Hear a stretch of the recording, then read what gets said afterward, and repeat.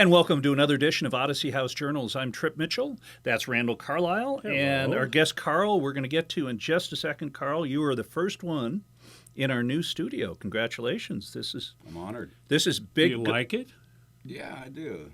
Well, Carl's got some amazing stories we're going to get to in a second. But anyway, this is our new studio. I don't know if we're going to be staying here or not. But I like it, and this is actually my office as well. Oh. So, Okay. Well, the sound is good. The sound is good. I don't know if you can hear it out there, but it's dead sound. It's like a normal studio as opposed to the echoey sound that we normally have. So you're 100% right, and that's my desk where I accomplish nothing all day. Yeah. So it doesn't look like a well-used desk. Well, it's a well sat in. It's just well, not accomplishing anything. So you on our last show, you had just sent out a press release to the news stations in town and the newspapers about the fact that at Odyssey House, the majority of the new people coming in were alcohol as opposed to drug addicted. That got a lot of play. It got a lot of play. All 4 TV stations covered it. And the trend has continued because I only examined statistics from May 1st through June 15th, but it's continuing. And it just normally we have about an 80-20 split, with the 80 being primarily opiates and meth, and 20 being alcohol, and now it's just reversed, and I'm not sure what the explanation is. That was my question. There's speculation that because people are staying home and told to isolate, which is the opposite of what we as alcoholics are told not to do, that perhaps that's part of it. And then there was some speculation from one of our therapists, because I was talking about it, is that if you are trying to control your drinking, and let's say you're a functional alcoholic like I was, like I am, but I don't drink now, but am I still a functional alcoholic then? You're a highly functional, since you were here early. Anyway, there's speculation that somebody who's trying to control their drinking, that it would normally be controlled by the fact that they have to go to work from, say, 8 to 4 or 9 to 5, and they're sitting at home, working from home, and they're looking at the bottle of vodka and Bloody Mary mix saying, I could do this at 10 or 11 in the morning. Nobody's going to smell my breath. Nobody's going to notice anything, and that perhaps that's encouraging it too.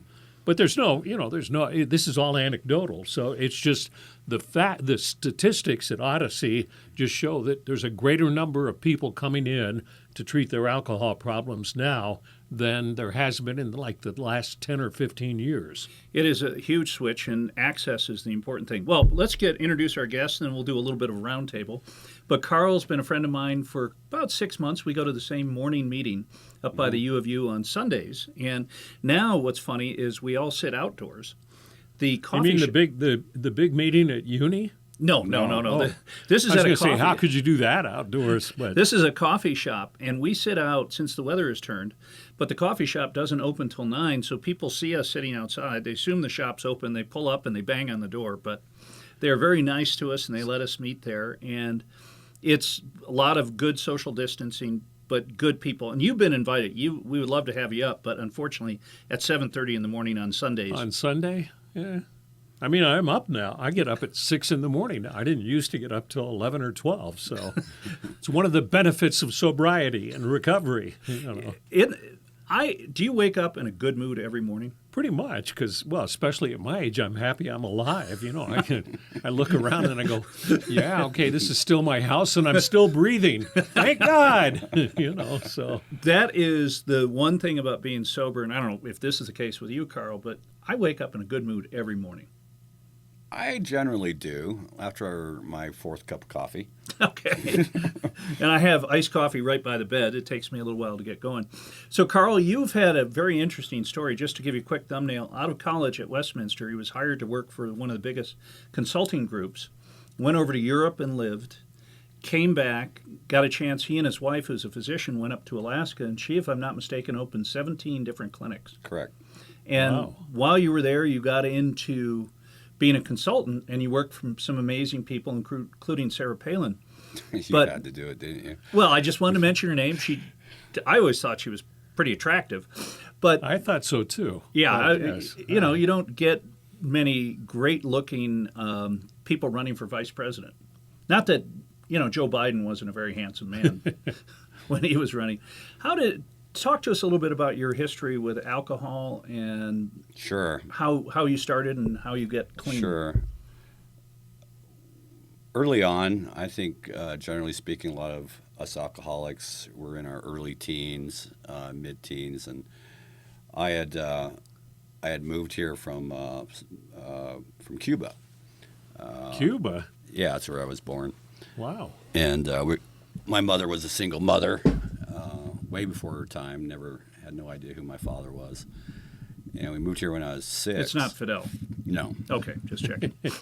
And Carl Castro. It has good alliteration there. we lived behind the Cotton Bottom. Okay. And my mother was a server at the Cotton Bottom and the Canyon Inn, Sure. and that was the lifestyle. Those were some of my favorite hunts. Cotton Bottom was my haunt. Yeah, and well, you probably recognize my mom. I love that place. Yeah, and she got married when I was 8, and my stepdad came with 2 older brothers.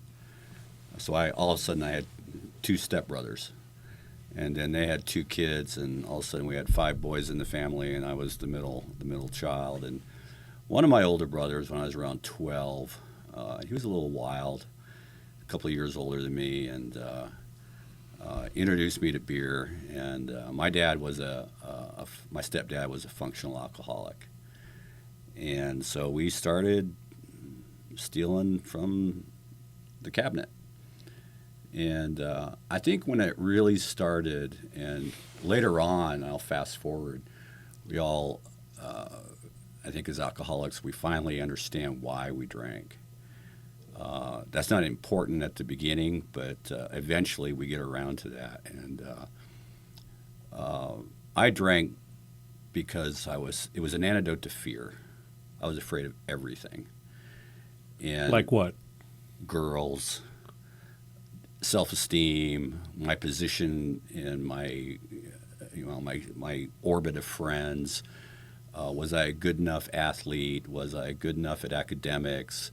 Was I any good at all? And never really felt I measured up to my social circle. See, it's interesting you mentioned that, because that's why I enjoyed drinking, because I was really insecure around girls, and when I had a couple of drinks, I was no longer insecure. Let me tell you a little story. This is where it really struck home. When I was 14, we would go out to Draper, and in those days, in the late 60s, there was a pavilion, and Draper at that time was nothing like Draper is now. Farmland. Farmland. Yeah. And I mean, there wasn't a stoplight in town. Wow. And there was one stop sign, and there was one little movie theater, I think a couple of bars, and a bunch of churches, but they had this park. And in the middle of the park, there was this pavilion. And it was a wooden pavilion with a wooden dance floor. And on Friday and Saturday nights, they used to have these dances out there, these rock bands. And we would go out there, and I remember the first time I went out there, I'm 14. Everybody else is anywhere from 16 to 25, 30. And everyone's dancing and partying, and everyone sits on the fence, around the pavilion, and dances and has a good time. And I wanted to dance so bad, and I couldn't do it. I could not ask a girl to dance. I was petrified. And my brother and his friends, we went out to their car, and they had a 5th of Jim Beam. So we took a couple of tokes off the Jim Beam and shared a joint, and went back out to the dance floor, and I had enough nerve to ask a girl to dance. Yeah. 15 minutes later, back out to the car, a couple of swigs off the Jim Beam, split another joint. If it's good enough to get one girl to dance, a couple more hits, and you can get 3 or 4. Go back out to the pavilion, and by God, I'm John Travolta. Or you thought you were. I thought I was. And then I'm not supposed to swing this chair. Yeah, And well, That's what he's telling trying me. to tell Yeah, you. I'm not. but- By the way, I'm not touching Carl's leg. This No, is it's the side of fine. the. Yeah, but it's not that type of show. But go. But by the third time, I was giving lessons, and in reality, I probably looked like a dead chicken or a dying chicken. Yeah. But I had enough nerve, and ever since then, every time I asked a girl out, I had to be intoxicated. I couldn't go to the prom without being intoxicated because I was scared to death of how I would appear. Was I tall enough? Was I good looking enough? Pimples, the whole 9 yards. And from then on in, every time I was in a situation that was anything remotely stressful, I would drink. And For how many years? for a few years, through high school, through college. And I got the best job in the world for an alcoholic when I got out of college. I got a job with a consulting firm that sent me to Paris to research the alcohol industry. Oh, God. And this was before microbreweries Right. and micro distilleries. And that's what was our job. The theory was for the Department of Commerce, was with the funder, was research the European alcohol industry and can that be replicated in the United States as a rural economic development initiative. So our crew, and that came along with a master's degree. We're at the university, American University in Paris. And so we'd go to school for a while, and then we'd hit the road for a week, and we'd travel around Europe. Checking the alcohol industry. Checking the alcohol industry. And then when I was in It's a job made in heaven for an alcoholic. and when I was in Cortina, I woke up in my hotel room one day in a pile of vomit. And this is before cell phones. It was just landlines, and I had no idea where my crew was. And I was just a member. I was the head of the crew. I was just, I was a paper pusher, taking notes and feeding them into, with typing them up at the end of the night and then faxing them off. And I didn't know where my crew was, but my dad was at that time was in AA. He was in recovery. Was a member of the original Sugar House Men's Group. Ah. And this is with Bud Blumenthal and Dick Carter and Tony Pereira and a few other folks. So I knew that he had an answer where I could go. And so I called him up, and he didn't. He had no idea what I should do because I was in Europe. But he said, let me do some homework. And about an hour later, he called me back and said, there's actually AA in Paris. Long story short, found my crew, got back to Paris, and walked into the rooms of Alcoholics Anonymous. And for the next 5 years, I stayed sober. Went to meetings every day. My sponsor was a French guy who didn't speak English very well, and I didn't speak French very well, and we got along really well. Did you call him every day? I did. We met almost every day unless I was on the road. But the gig ended. The study was completed. Got my master's degree, and I didn't want to come back to Utah. I didn't want to come back to the United States. I loved Europe. I was having a great time, even in sobriety. And I was, again, that fear of coming back to the unknown. And I knew I was going to drink, and it was intentional. And when they dropped me off at the airport, I went straight to the bar and drank all the way back to Salt Lake and stayed intoxicated for the next 9 years until 1989. Wow. That same consulting firm, I got a job here with the state doing investigative work. And don't swing the chair. That's right. That same consulting firm offered me a position doing essentially similar research up in Alaska. Different product completely. It wasn't on the alcohol industry or anything like that, but it was on rural economic development and actually bringing the native villages into the 20th century. And I knew if I went up there and I went to work for this consulting firm, I could not do it intoxicated. Fortunately, But yet you could work, Carl. You could work for the state of Utah. yeah, Hammered. hammered.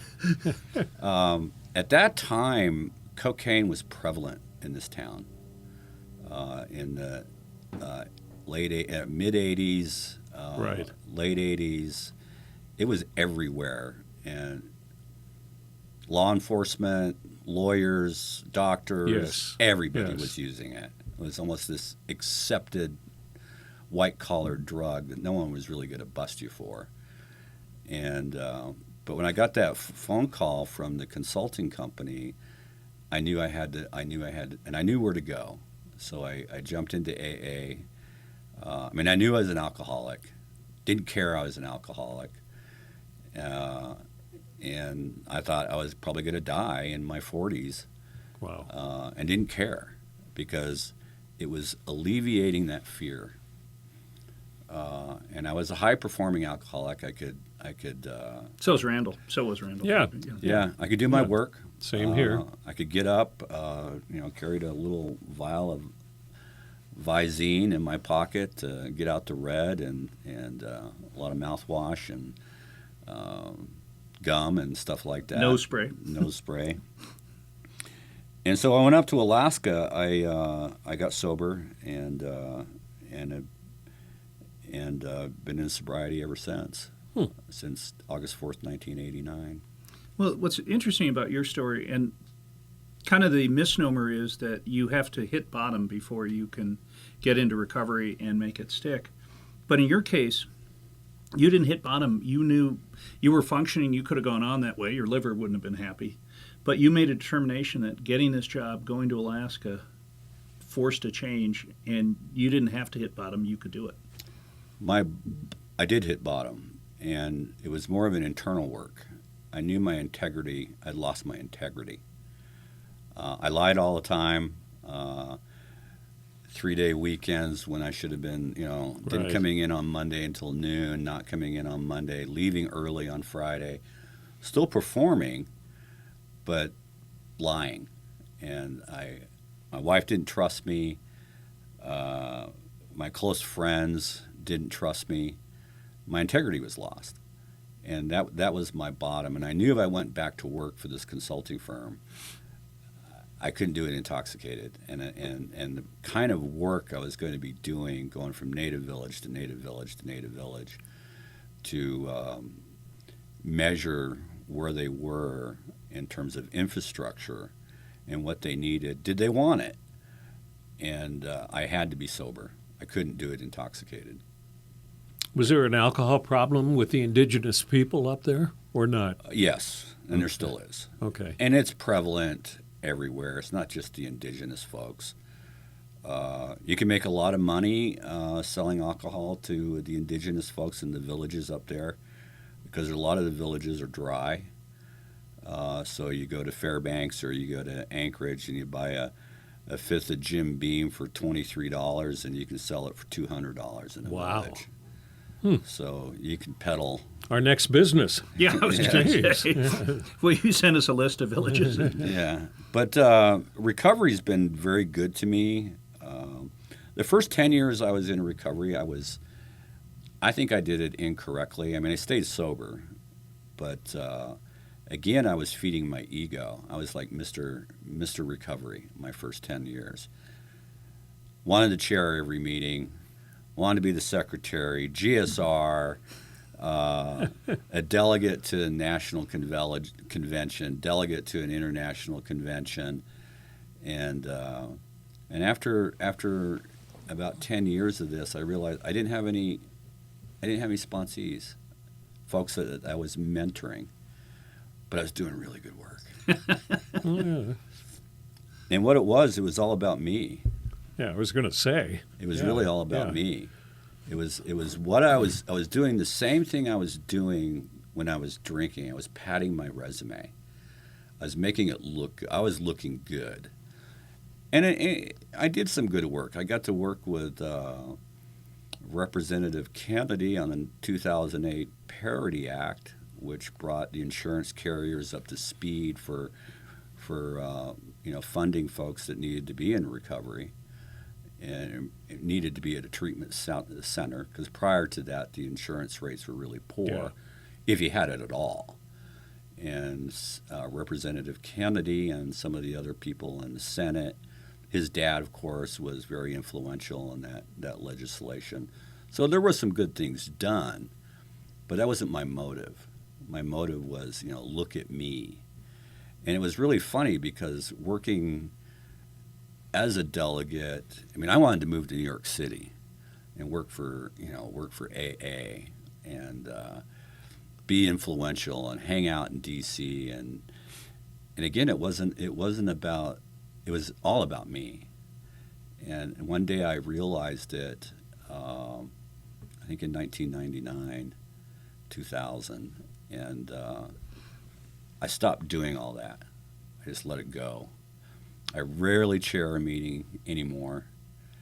And the best work that I can do with other alcoholics to this day is just pick up that phone and speak one-on-one on my front porch or in my backyard patio and talk about recovery. To me, that's the highlight of service work. And since that day, occasionally when I'm watching Netflix, like The Blacklist or something like that, and they pour a nice shot of bourbon or whatever, my mouth just automatically waters. Really? Yeah. Yeah. Not very often. It's been 31 years by my count. Be 31 years August 4th. Wow. But who's counting? Yeah. We're going to take a short break. We're listening to Carl's story. We'll be right back. And welcome back to Odyssey House Journals. That's Randall Carlisle, a highly functioning alcoholic during his news days. I was that, yes. But you didn't, and Carl, we joke about this all the time. I, on the other hand, would have a couple shots before doing a game. And Randall never did. I had really strong boundaries, but it was a perfect, you said you had the perfect job for an alcoholic. I did too, because I didn't have to be at work till 2 in the afternoon. And then after the 10 o'clock news, I could stay out till whenever and get as drunk as I wanted to. But I never drank in the morning, and I never drank before I went to work or during work. And so I had enough time to sober up that I didn't have to worry about breath mints or anything else, and I didn't smell, and my eyes were okay, and it just worked out. It's a perfect job as well for Did your a functioning coworkers know? alcoholic. Well, I think everybody knew I drank like crazy, but whether, where do you draw the line? How do you define, because my wife at the time would say, you're an alcoholic, and I'd say, no, I like to drink. And how do you draw the line? I know now. It's when you can't stop after 1 or 2 beers or whatever, and you drink everybody's empty glass and that kind of stuff. But I don't know whether people considered me an alcoholic or just a wild partier. I don't know. Well, and that's the tough one. And you were mentioning, Carl, watching a TV show and having that twinge. There was a great TV show on HBO called Veep.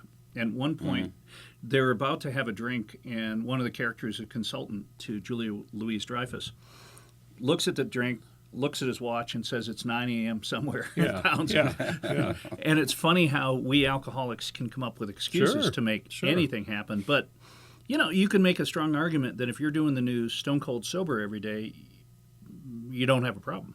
You could make that argument, and I did, but... Yeah, I justified the same thing to a certain degree. I knew I was an alcoholic, but again, I never drank in the morning. I never drank on the job. I had my boundaries. Yeah, me too. And it worked until I got that offer to go to Alaska. Now, how did you talk your wife as a physician? How did you talk her into going to Alaska? Oh, she was up for it. She was. Yeah. And in her case, opening 17 health clinics for indigenous peoples, she is really doing the Lord's work in that respect. Yeah. It was a good deal for everybody, and I miss it. I still go to Alaska during the summers.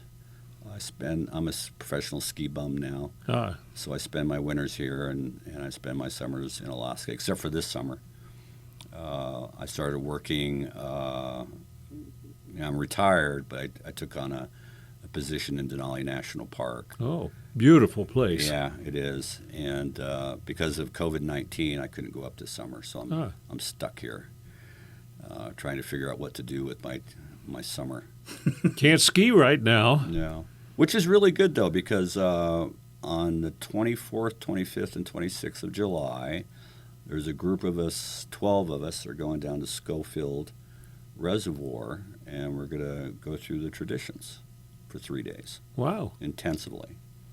For those of you watching who don't know, AA has 12 steps and 12 traditions. Right. So that's what Carl's talking about. Yeah, I'm making the assumption that everybody knows what I'm talking about. No. I shouldn't Well, do that. it's funny because we've had up to 12,000 listeners for this podcast on the audio side, and the show reaches out to a lot of people, and we have many viewers and listeners who don't know anything about recovery programs, but might be interested just on an intellectual phase, or more probably have someone they know. Sure. And that's primarily what it is, I think. Yeah, and this is a chance to take a look at someone they've known for 30 or 40 years, and who is, in Randall's case, left Channel 4 with years left on his contract and decided to go work for Odyssey House, and as you say, never had a bad day since. No, it's the best job I ever had.